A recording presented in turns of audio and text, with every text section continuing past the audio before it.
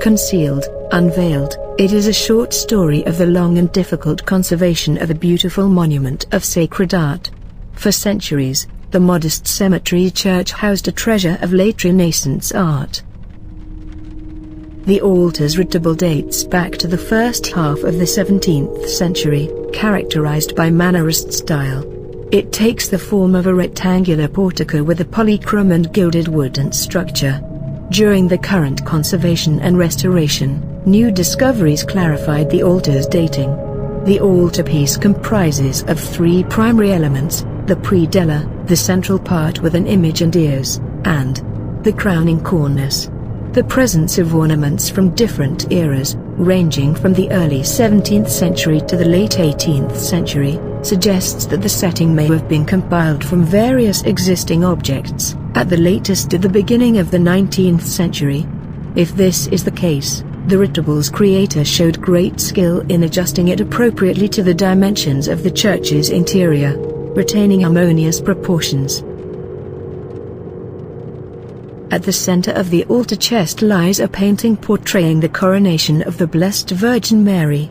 The frame of the painting is a component of the altar chest, adorned with a ferrule design featuring elongated curbicans. On either side of the painting, two fluted columns with Corinthian capitals, a ferrule ornament and diamond-shaped decorative elements are present. Located on both sides of the altar, there are open-work ears adorned with ferrule and curled ornaments. Oval medallions showcasing painted depictions of Saints Benedict and Leonardo can be found, reflect the early Renaissance style. The foundation of the altar chest, known as the predella, houses the tabernacle. The predella is adorned with a notched cornice. The tabernacle itself is embellished with similar notched cornice and two pilasters, each featuring a ferrule ornament and wrought motif. The crown of the structure is adorned with a richly detailed cornice, embellished with an intricate ferrule design featuring decorative wrought motifs and a serrated frieze. Two flames, evocative of the rocaille ornamentation of the late Baroque period, decorate the cornice. Additionally, the central portion of the cornice contains a stylized cross, which bears resemblance to either an anchor or sword. The condition of this altar was disastrous. Xylophagous larvae, feeding deep in the wood, managed to survive the gassing, drilled tunnels in the structural boards of the retable, especially in the lower part of the predella. Numerous freshly spilled mounds of wooden briquettes, in the form of flattened pills, with a diameter of 1 mm, were observed, which is characteristic effects of insects' activity. The lower part of the altarpiece was worn down up to 30% by these pests. The cohesion of retable was preserved only thanks to thick secondary layers. Over the centuries, the altar underwent several modifications, which resulted in the loss of intricate carved ornament details. Research conducted on the altar revealed 11 additional layers, consisting of thick oil paint, greasy tempera, and chalk glue primers, rendering the original decorative design indecipherable. The original, exquisite gold layers were concealed by secondary layers of, less visually appealing paint and bronze. Through the conducted research, we have been able to determine the probable original appearance of the altar. To achieve this, separate computer projects were conducted involving simulations of the possible range of a monochromatic black background, the range of silver and gold plating, and a hypothetical distribution of colored varnishes on the silver plating. Based on these simulations, Commission has made a decision on the final development of the aesthetics of the altar.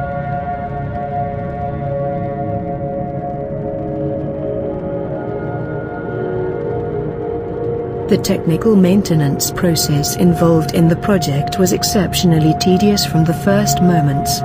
Already the disassembly process exposed the inherent instability of the entire structure. The altar joinery had lost most of its original load-bearing properties, with none of the elements being permanently connected to the rest. Moreover, carpentry joints and pins had been consumed.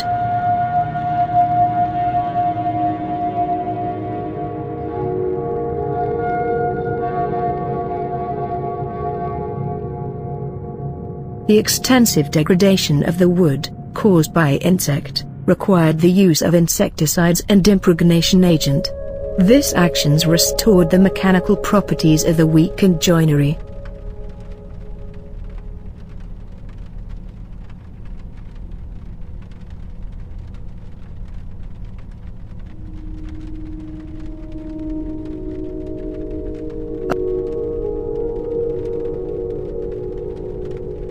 Upon the removal of the secondary layers, previously concealed tunnels became visible, revealing the remnants of Xylophagous insects. In several instances, these insects have entirely wrecked the carved wooden structure located beneath the surface of the secondary layers, resulting in the degradation of the original gesso, bowl, paint and gilding. As a consequence, the form of the carved decoration has become blurred, leaving behind only wooden dust.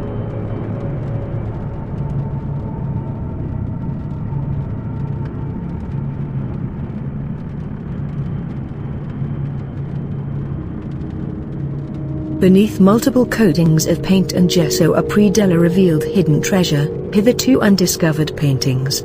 Preserved in 40%, polychromes depict Saint Martin dressed in a bishop's attire, and Saint Francis in the midst of stigmatization.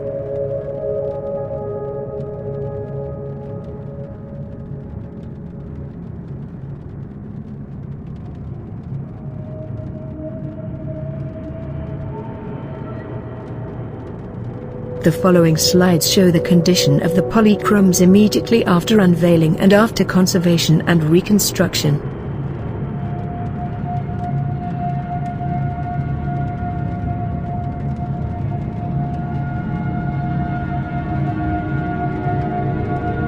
A preliminary iconographic study was conducted before the commencement of the polychromes retouching and reconstruction process. The study involved the examination of various depictions of saints, including paintings from churches in Mogilnitsa. Subsequently, the painting layer gaps were filled, and the composition elements reconstructed using conservation paints specifically designed for easy reversibility.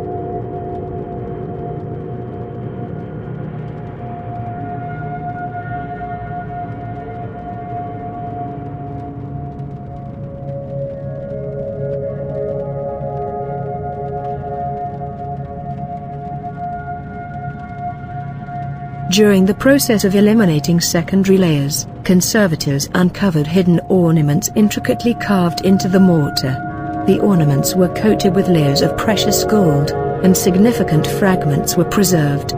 This enabled reconstruction of the entire cornice decoration and the majority of the tabernacle decorations. Furthermore, the date 1638 inscribed with thin red line was discovered above the tabernacle door, and led to a shift in the original construction date of the altar from the 18th to the 17th century.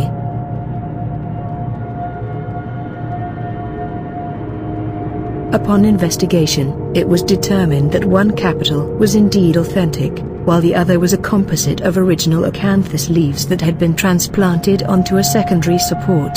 However, these decorations had suffered extensive damage. The leaves had been forcibly removed from the original drum, resulting in breakages and crushing. Additionally, the fastening process had inflicted further harm, and the wooden structure of the decorations had been destroyed by Xylophagous insects. Consequently, the commission decided to reproduce the acanthus leaves based on the preserved original capital. To achieve this, a silicone mold was created, which enabled castings to be made. The new leaves were then gilded and painted to replicate the appearance of the original decorations.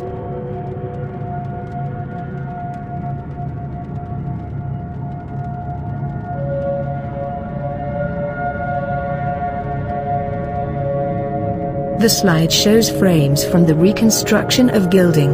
The gold and silver plating underwent a noble polishing technique, and the final results were refined with a patination process to mimic the character of the original surfaces.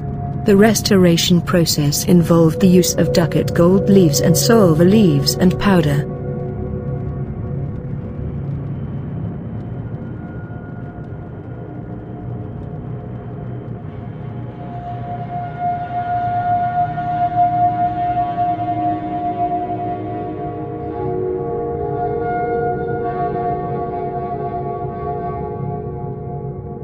This slide shows the final result of treatment.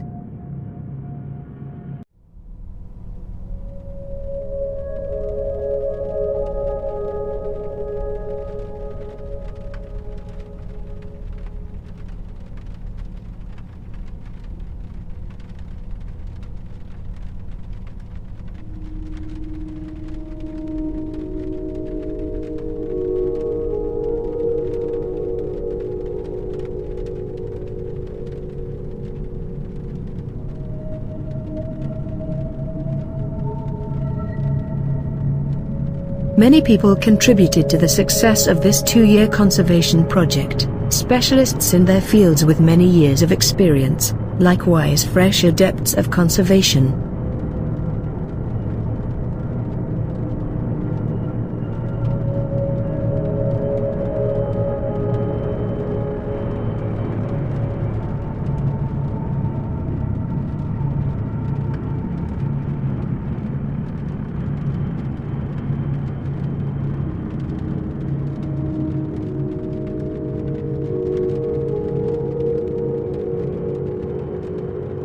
Thank you for your attention. I hope you found the content interesting.